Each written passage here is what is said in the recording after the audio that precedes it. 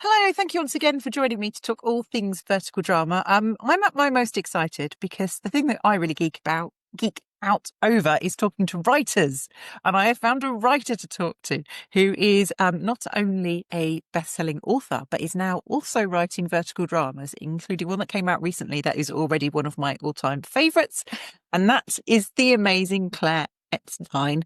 So I'm going to ask Claire to give a little introduction of herself to you, the internet. Thank you, Jen. Let's see, I write for Dramabox. I've written for Disney and Quibi and DreamWorks and the Calm app and, you know, Parcast and Spotify and all over the place. And as Jen mentioned, I used to ghostwrite romance novels. And before that, I was an actor. Yeah, and now here I am in LA. There you go. So I have to ask, writing. Have you always wanted to write? Is that something that you were doing even when you were very young? A little bit. It didn't really occur to me that I could be. I don't think I thought I was smart enough to be a writer, actually. I kind of thought my sister was really the intellectual one of the family. So I think I thought, oh, she's a writer. And in fact, she has written books, so she's a professor. But I think that's kind of why I wanted to be creative, but I think that's why I leaned toward acting, because I thought, oh, that's like the emotional stuff. And so, yeah, I first started out wanting to act, and then I had a screenwriting professor in college say, I think you should be a writer. And I said, that's crazy. And so I ignored him and pursued acting, and then sort of just like stumbled back into writing. And actually, the person who got me into ghostwriting, I met through an acting class, and that was her sort of day job. And so I initially saw ghostwriting romance novels as like the day job I was doing to be an actor, and then it sort of dawned on me, oh no, I think I'm a writer, not an actor. And so I transitioned into that. Oh, wow. So just can you explain for people who might not know what ghostwriting means, in particular when it comes to romance novels? Yeah, so ghostwriting just means that I wrote under a name that wasn't my own. Often people think it's going to be, so it's a bit strange. So a lot of romance novels, I'll say, are ghostwritten because they have to, the cycle of the romance novel is so fast. Like people read two or three a week. So you have to keep pumping them out to remain relevant. And most writers can't keep up with that kind of high demand. So I forget their name, but the person who wrote Flowers in the Attic, like in Mhm. the 60s, whenever that was written, she wrote like three of them, and all the rest have been written by a ghostwriter. Um, Mm. so like a ton of romance novels use ghostwriters. My pseudonym, though, was not actually a real person. It was like an avatar. And I wrote for an indie publisher, and they did that because then they can sort of control everything. They don't have to deal with like a real person. Um, and so they own that name and like, fake biography. And then I Mm. also can't go to another publisher and go like, hi, I'm that person. I can't like bring that fan base with me. So it Yeah. gives them a bit more control. So when you're doing that, um, how much creative freedom have you got, and how much you told this is what we need you to do? Yeah. Um, so for my first romance novel, so I got it off a writing sample. And then for my first one, they gave me the outline and they said, this is what you should write. Here are the characters. Here's all the beats. And I kind of was like, hey, could I like change this little thing? And they said, no, just write it. Then the reviews um, all kind of called out the things that I had tried to change. Fine. Thank you, readers. Yeah. And I mean, the reviewers of romance novels, like if you go on Amazon, they're leaving like detailed reviews. They are like really into it. Um, and so after that, my publisher was like, okay, like you can kind of have more leeway. So after that, they would give me like, they try to stay ahead of the trends, which is really important in romance novels. So they would go, okay, we think that like motorcycle clubs were like a really big thing when I was writing because of Sons of Anarchy. And they were like, okay, we think we want this with like a love triangle or this with like forbidden love or, whatever trope they wanted. Mm. They would often give me a trope and a setting, and then I would create it off of that. And I didn't really get like a ton of notes. Yeah, so I would just then write from there. Yeah. This is so fascinating because I can see when we get onto verticals, the kind of crossover already with kind of the way Yeah. writing.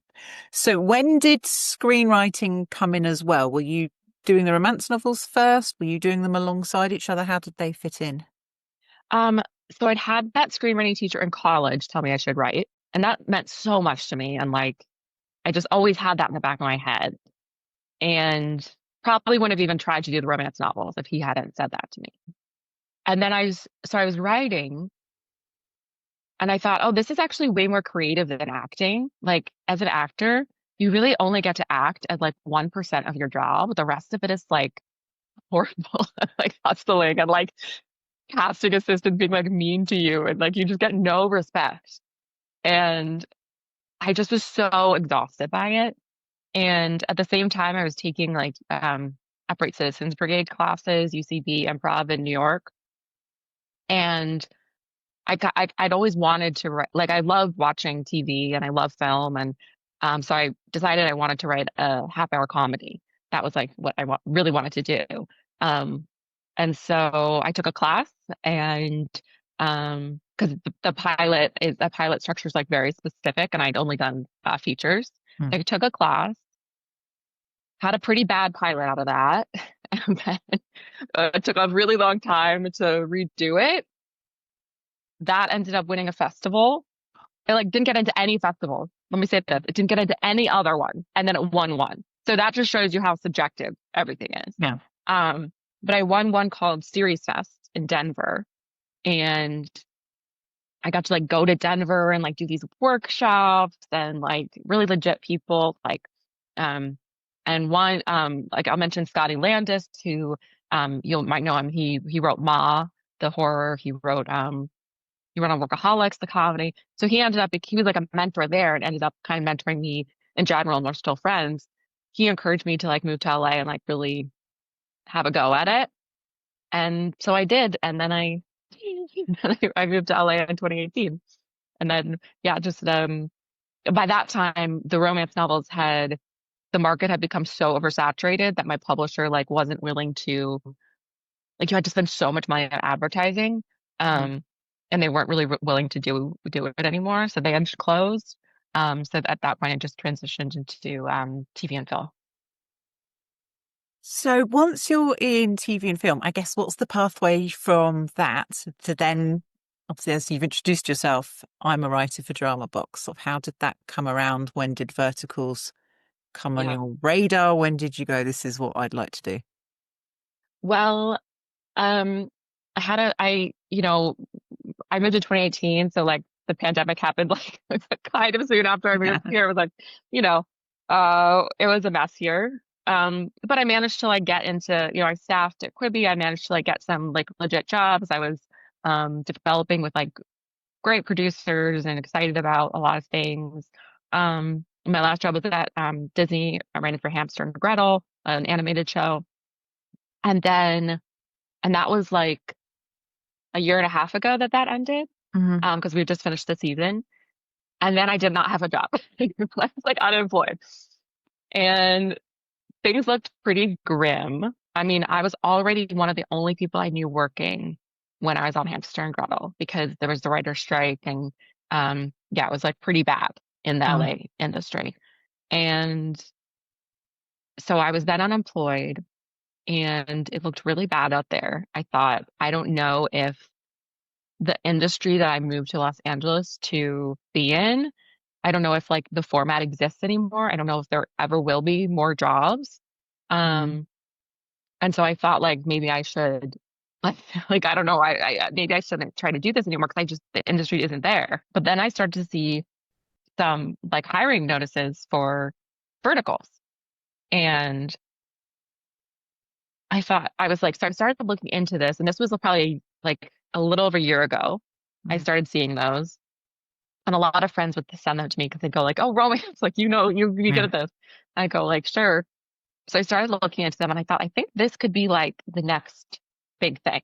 Hmm. And so I like pretty early on started like trying to get into the world, because I thought it would be like the perfect blend of like my romance novel background and my screenwriting. Mm. Um, So I just started like applying on LinkedIn to everything, and it's like impossible. Like I was like, I feel like I have like the exact right credentials, and it was still like so hard to get into Mm. anything. I couldn't get even like I wouldn't even get called in for an interview. Um, and so finally I met someone at a like a networking like event for writers, which can be really horrible. But she was so lovely. And I've been saying, yeah, I'm trying to get into these. And she was like, oh, well, I work for one. Let me introduce you. And so she like referred me to someone and I interviewed, and that's how I got the job. And that was in April. And since then, I will say it's gotten even harder to get into the vertical world. Why do you think it's got harder? Is it sort of I, saturation yeah. almost? Too many people trying to come in? Yeah, I think I got in. I think my timing was good. I mean, I feel like I've always been like right behind the good Yeah, timing for things. And for this thing, I was like actually a little ahead of it. yeah. Um, and now the industry at large, like traditional TV and film, has gotten even worse. People kept thinking it'll come back. It's not. Um, so more and more people want to get into verticals. Um, and at this and they've like all seen the new it's verticals are now all over the news where before they weren't. Mm, Um, and so now verticals are a lot of hiring and they're saying you have to have experience, vertical experience. And it's mm, just that catch 22 of like, well, I can't get experience if you don't give me a job. yeah. So yeah, it's I feel lucky that I got in a little bit before that rush. Okay, so you get hired. What's the main thing you have to throw out the window of all preconceptions before as a writer once you come into vertical dramas? What's like, You really, yeah, you have to like really change your instincts, which that's like the really hard part. Because all your instincts have been taught one way. Um, and a lot of it is the speed with which you get to the story, in Save the Cat, which is like the famous like feature film writing book. yeah, It's called like The Normal World. And then on page 12, you have the inciting incident. And in verticals, it's on page one.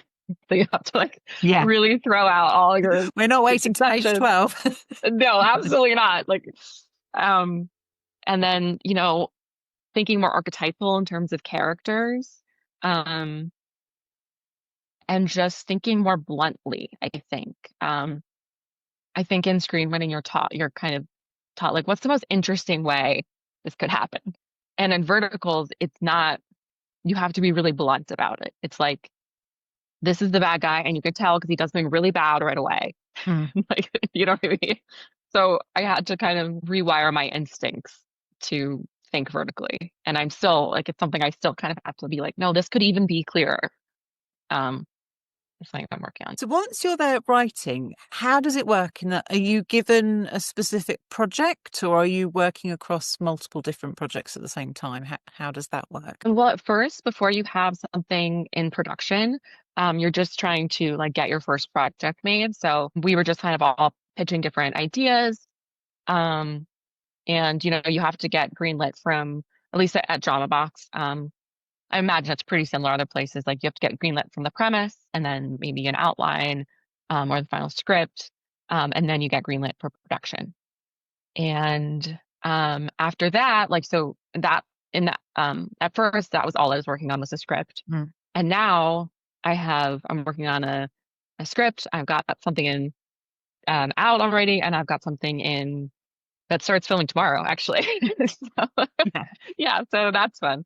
So then you kind of get to like kind of split your time in between these different Mm. stages of production. Okay.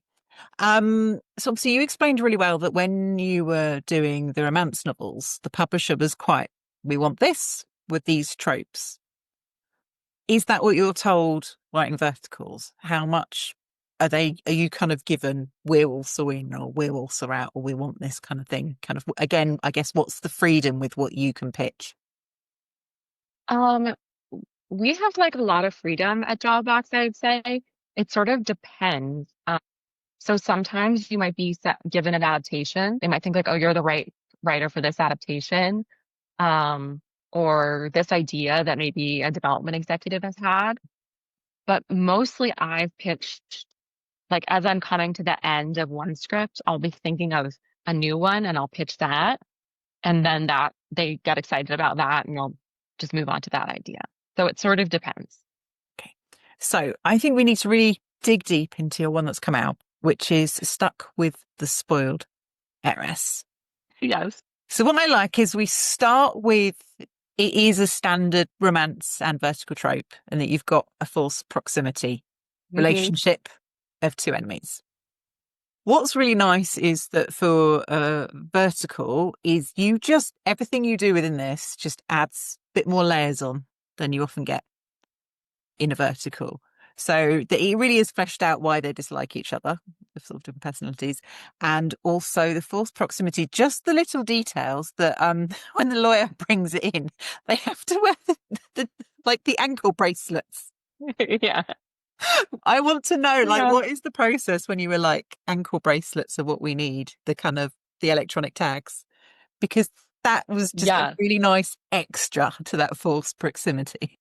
I always had them wearing some sort of GPS monitor. Yeah. I will say, I think until Anastasia at Ammo, who produced this, Mm.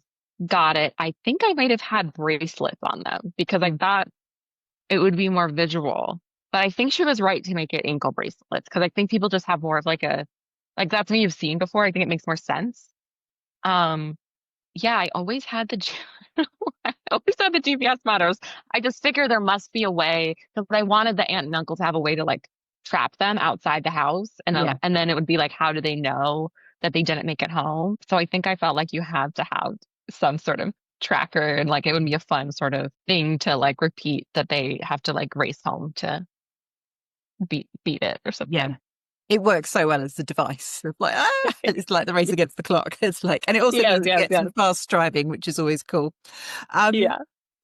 so how with the characters then, presumably the sort of the main thing is fleshing out your female lead character and your male lead character. How do you I guess how do you decide what characters you want each one to have and sort of what you think would work well together there?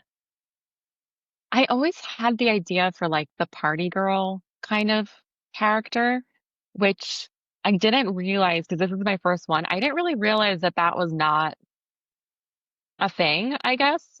It's because, in most verticals, and Dramabox is like pretty traditional in terms of their verticals. The woman is like pretty perfect. Mm. She's pretty passive. If there is something she's doing wrong, it's because of a misunderstanding. And so I don't know. I always liked the idea of like, you know, a party girl who, her partying comes from like trauma or pain.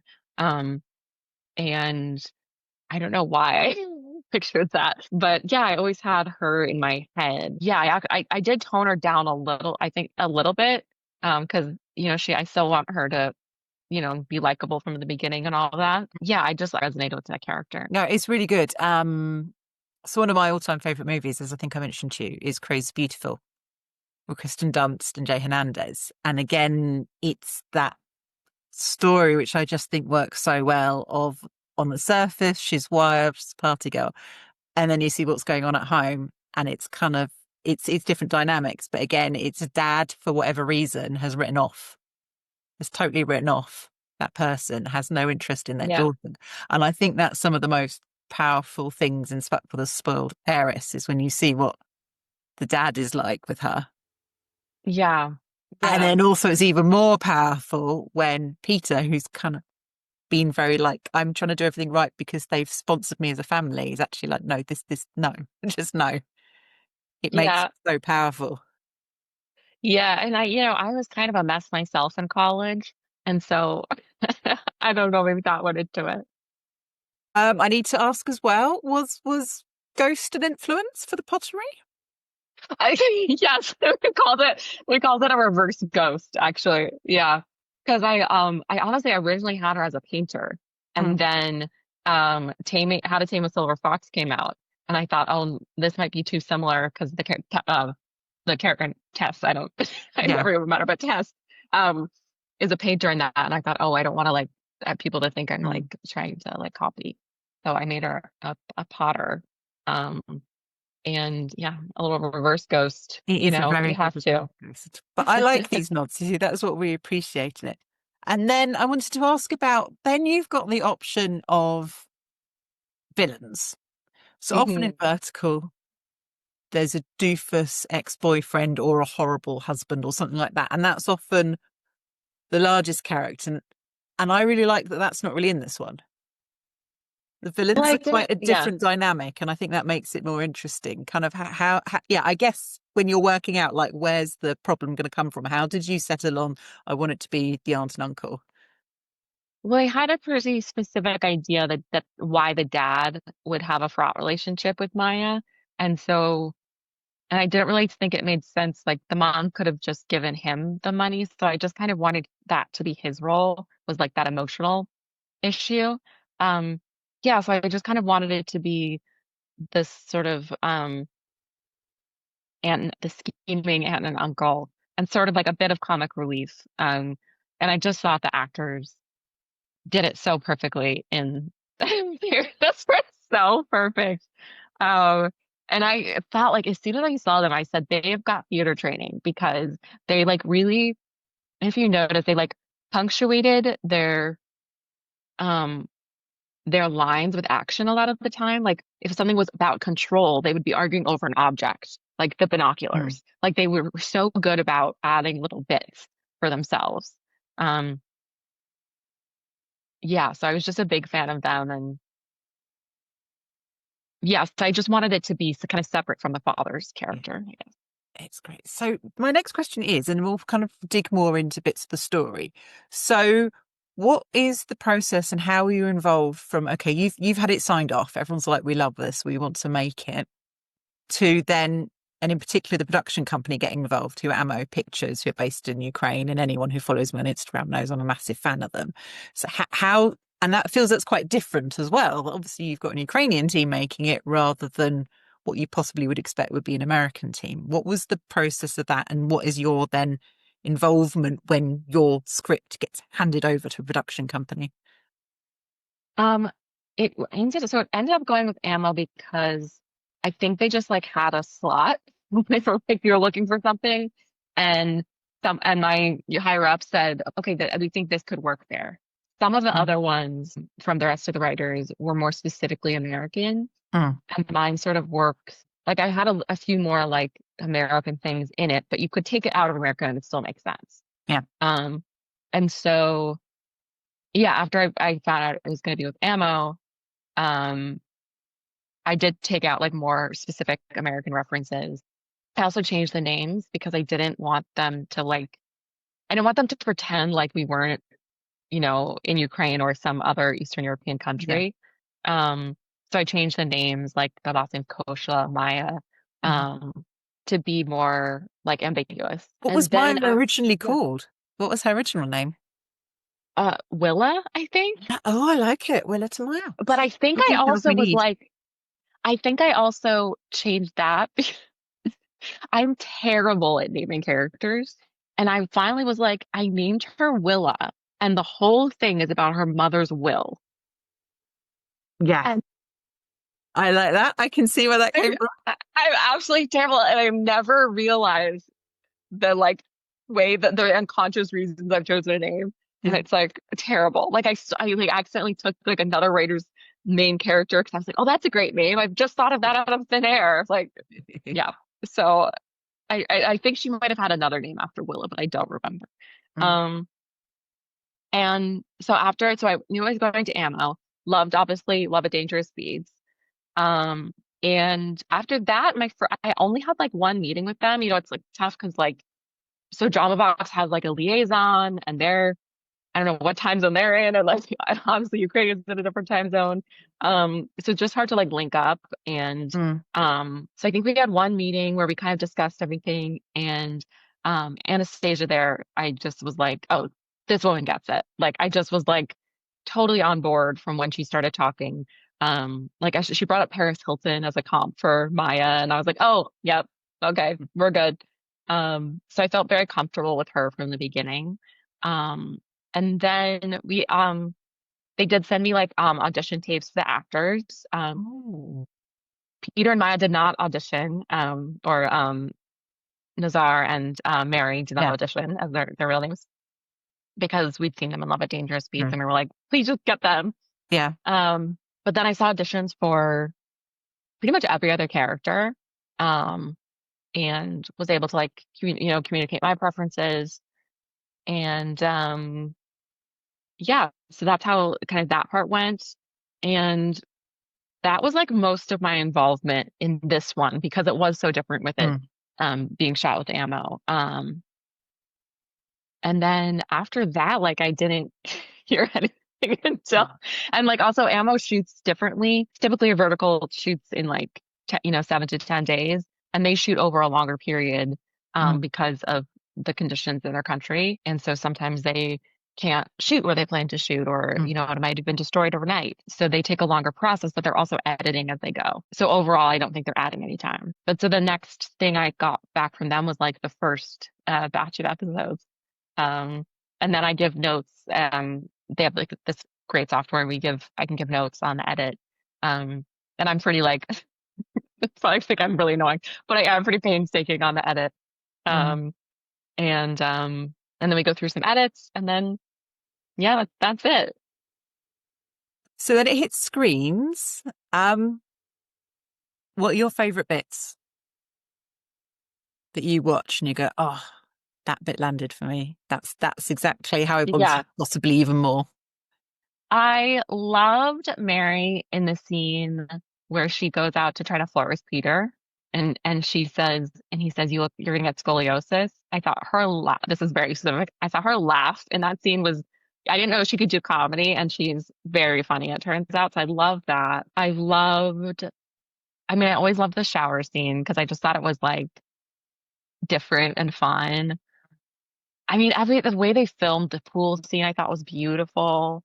Mhm. Um, the way they filmed also the lighting in the office scenes at the beginning is like so good, and they're so good at choosing music. Ammo is like their music and sound effects are so good because they can go cheesy a lot of the time. Like a lot of people use these like weird sound effects that Ammo never does.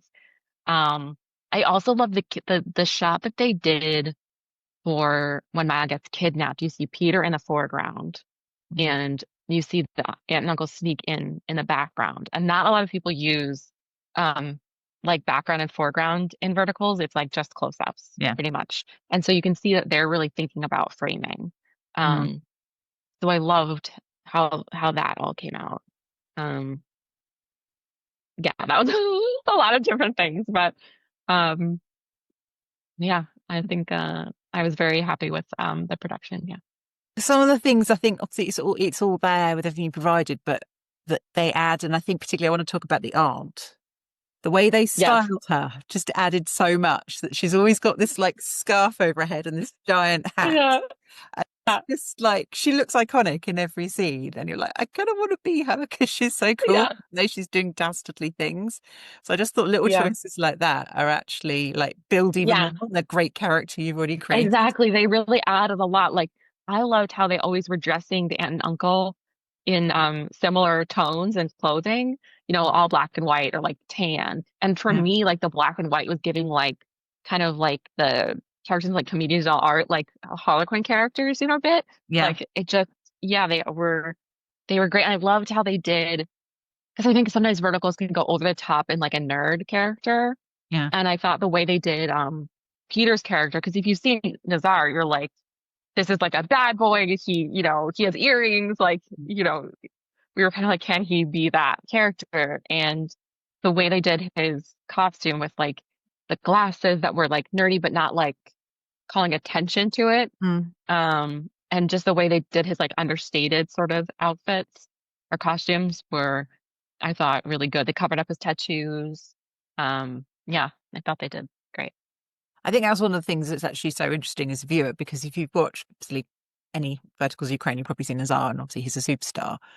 But it really worked because he's not who you would naturally cast as this, and it makes it so much more interesting that he's playing against kind of the type that he often plays. And as you said, Yeah, it's much more understated, and Peter's a much more of a still reserved character. But there's a brilliant line where he takes out sort of some of the people who've tried to do something to Yeah. Maria, and she's like, I can't believe you can fight. And it's like, well, I was bullied at school. Yeah. Learn how to... Yeah, it's a And poor there's kid. just Yeah. little lines like that. There's just a little bit of logic that's added in that is kind of is a wonderful welcome addition to Verticals that you're bringing.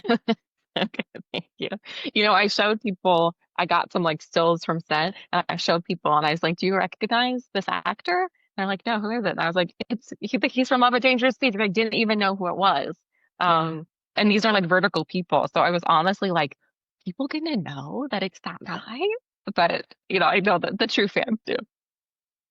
So I have to ask for you from both characters, where for you does Peter fall in love with Maya? And where for Maya does she fall in love with Peter? Because I love trying to pinpoint, and I want to know from you as a writer where you think that moment is for Um, each of them. I think Peter falls in love with Maya in the pottery studio when he first sees her work. I think that's when he starts falling in love with her Mm-hmm. because he sees like the real her. Yeah. And for Maya, I kind of think Maya always had a bit of a crush on Peter in my head. Um, I when did she fall in love with him?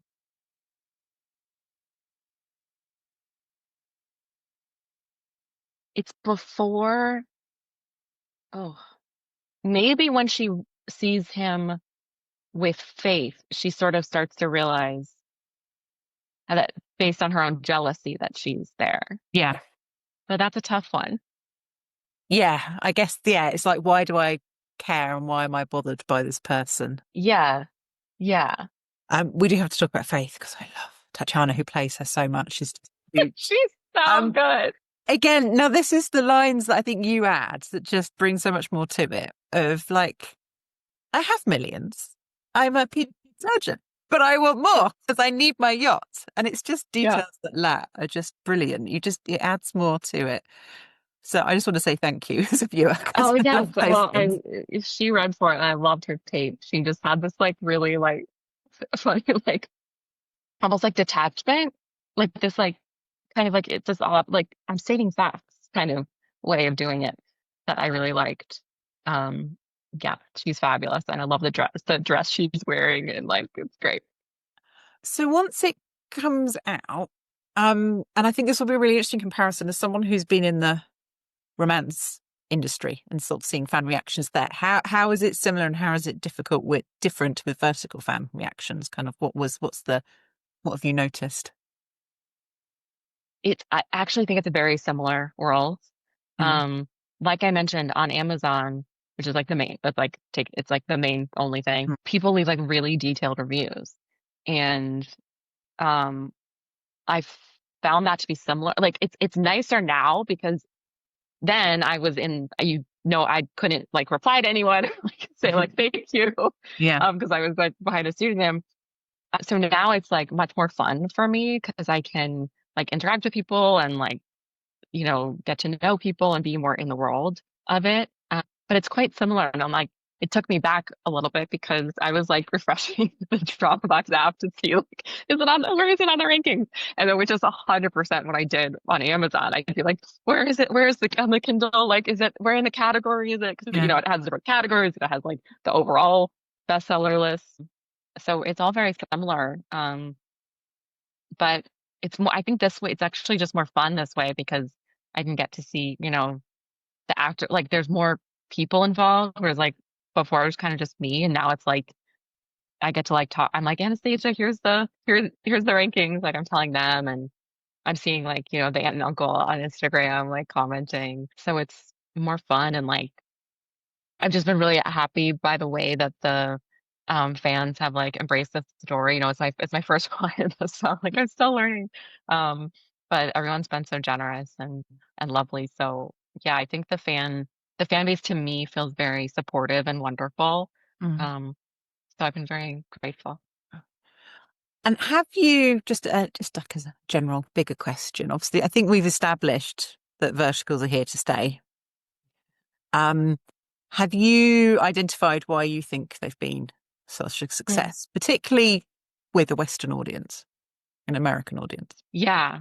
Well, as someone who wrote for Quibi and Verticals, um, I think number one, it's the romance of it. Like people, it's such an underserved audience, and I think it's clear that people, and especially women, will really respond to it. Like from what I know, the biggest audience in America for verticals is um, women of about my age that I think mostly live in I think the South is like the largest consumers of Mm. verticals. So I think, yeah, the romance of it is really important. And then the other thing is the speed, kind of the speed with which we get to things, is important. I think like I, as a writer, got frustrated with watching a show and then someone would be like, oh, well, you have to wait till episode 3 when like it really gets good. I'd be like, I don't want to watch, an hour of something before I'm like hooked. Mm. Um, so I think there's that. I think Hollywood got into moralizing a little bit too much to their audiences and trying to make sure everything had a lesson rather than, and whether or not like you agree with the lessons or not, like sometimes you just want to watch entertainment and you don't necessarily want to feel like you're being lectured to. And so I think verticals are just more like giving people what maybe what they actually want. Yeah, I agree with that. I think it's, yeah, actually responding to people's watching desires rather than what they think you Yeah. should watch. You should be watching this. Yes, I think Hollywood got into like a big thing of like, here's what you should like, and here's what your taste should be, and they should, you should want this. And yeah, I think people were like really exhausted by it. Like, I remember I was reading, I mean, I love A Court of Thorns and Roses, and I was reading it being like, oh, someone finally just like wrote something that we want, and that's how Yeah. I feel about verticals. And I think the other bit I've identified is just people want to switch off from everyday life. So I've literally Yeah, before this, I sat with my husband and there was a cop show, BBC cop show that's being advertised, and we're both like, well, we've heard it's really good, but it just looks like hard work, and we have like no desire to watch it now. It's like everyday life is really hard for most people around the world. It's like yeah, I don't have enough spoons or whatever you want to describe it to then watch something heavy hitting like that. yeah. It's like if I've got And limited also free like, time, I just want to step into something that's not going to demand too much of me and is like totally removed from my everyday life. Isn't going to have yeah, heart hitting moments and instead just is escapism and I know it will have a happy ending. So yeah. And also like, is like, I think like sometimes less nuance is nice. Like like, and to see like justice served is nice. mm. Like I think, that's why like Law and Order is still successful. It's like because they're always going to get the person in the end. And I think that with verticals, like you're gonna find a satisfying conclusion at the end. So now that your first one's out, you said that your next one is starting filming tomorrow, which is really Yeah, exciting. Has the I'm so process excited. differed at all for that one? I mean, is that one in America? And does that mean then you do have more involvement? Yeah, so that one's been like the complete flip side because this one is an in-house production with our in-house director. So it's like completely different. Mm. Um, so that's also been great because I really love the whole process of production. So I love being able to like be closer to it. Um, yeah, so that's been really different. So on this one, when it's an outsourced production company, we're like their client. So they're really like servicing our desires. And Mm. when it's in-house, it's more of a collaboration. And so yeah, it's completely different. Just started off with a meeting between the director and the producers and got some notes from them, which I thought all of their notes really just like amplified certain moments and were really Mm. smart. And they like really got the script. And in this one I'm trying to incorporate like I'm not sure how much I could say about it, but it's like much more like an Americana kind of Mm. feeling to it. I started thinking about like if we do have writers in China at Dramabox. So I started thinking like what are like maybe some more specific American cultural things that I could speak to that they might not necessarily know about. Yeah. So that's what I was like trying to tackle. Um, so yeah, it was started off with that meeting and then we got into casting and everyone sharing their ideas and then I get to watch the tapes and I love watching actor tapes and I love just like I love working with actors like I used to be one. Yeah. So I really love that whole process. And that's pretty like everyone kind of gets to say in the Mm. casting. And then yeah, the director's really wonderful. She like had like a whole pitch deck that she had for all like the spaces and everything and the different sets. And I didn't even end up sharing what I put together one too, and I didn't even share it because I was like, nope, that you're all right. That was perfect. No, no You're on it. notes. You get where I was going. Yeah. Yeah. And so yeah, so that was like really smooth. And then yeah, I mean that's pretty much it. But then yeah, they're filming around LA in the next like 10 days or so, I think. So I'm gonna go to I think tomorrow's the first shooting day, so I'm going tomorrow. Um, we're filming in Bel Air, which I'm like, Nice. which is like a neighborhood I've never even been to in LA. It's like so rich. But yeah, we're filming at a mansion in Bel Air. So I get to go and like I've never met the two actors are like, pretty big vertical actors. Yeah. But I've never met them. So I'm like, oh gonna So I'd be a little exciting. starstruck. Yeah. So I'm excited to meet them. And then I think one of them too, like this is a role like she hasn't done necessarily. It's like a little bit like more feisty than I think some of her previous stuff. So yeah, I'm gonna go there, and then we've got a diner scene later in the week that again I think I'm gonna go to as well. So yeah. So exciting. So it's crystal ball time now, Claire. Okay. Where do you think verticals will go? I'm not even going to say 6 months because that's a long time, but the next 3 to 4 months, I guess. Do you think there's new genres and tropes that will come in? Is it possible to bring a male audience as well? Just Mm. any thoughts you have around looking forward? I think you're gonna start to, yeah, I think it's gonna keep growing. I think that, I mean, if I could speak to like Hollywood for at large for a second, I think Hollywood is like coming to a real breaking point more than people even realize. I mean, the budgets have gotten so huge. There's like fewer and fewer productions, cute, bigger and bigger budgets, even though they've gotten less expensive to film. Like I could film with this Mm, and put it on YouTube. So it sort of just doesn't make sense anymore. mm, Um, and so I think you're going to start to see like the industry break apart more than people think. And in terms of like the unions and like the studios, I think everyone's going to be affected. Um, And I think there's going to be a return to more filmmaking like verticals, which is faster and less expensive. And I think also then you can also get more experimental. It's more like 90s indie filmmaking. You can do mm. a lot more. You can do different things. Everything doesn't have, if your entire budget is not riding on one tent pole, you can have a lot more fun. So I think you'll start Yeah. to see things like branching out and becoming more fun. I think you'll see a lot of American media companies getting into this game. Like you already have seen, like Fox just Mm, invested in a vertical company. So I think you're going to see a lot more American like legacy companies entering the space.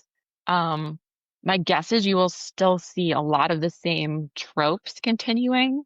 mm, Um, and then once American companies kind of get the hang of it, then I think you'll start to see more experimentation because it really can be. Um, like vertical lessons can be applied to any genre, I think. mm. And so I do think you'll start to see more and more genres spring up, and sci-fi and what action, whatever else. Yeah. And including in that is male-oriented stuff. Because I think of like Taken is the most vertical It movie. really is. I think, yeah, that's the way to go, isn't it? To It's go, so vertical. A guy gets his dog killed and he goes and kills everybody. Like it's so vertical. So I think you'll start to see that kind of thing. And you'll see it in China, who they're a few years ahead of us. You do see more male-oriented shows. mm, Um, so I think you can like look to China to see kind of where we'll be in a few years. And they're starting to get more experimental, more nuanced. mm. And yeah. So did I answer your question? You have answered it more Okay, okay. brilliantly than I could have ever hoped. So that was perfect. Thank you. Um, so I'm going to finish now because I have a romance expert here. Okay. So you can take your pick of whatever easiest, but either like favorite romance novels slash authors, movies people Hmm. should watch. What's on Claire's must list? What are the key ones? Oh, okay. I have to name a few because okay. I was really late to Akatar. I'm obsessed. I'm fully in. I can't wait for the last book to come out. I'm currently listening to Quicksilver. Hmm. Really like it so far. Um, I'm gonna go, you know what an underappreciated rom-com is? French Kiss, starring Kevin Kline. Um, Ooh. do you know that one? I do. I haven't watched it for years, but I feel I should Uh, revisit now. it is I just a delight, underappreciated. Um, and then oh God, what was that one that killed me on the one with Leo Woodall in and he played One day oh my God.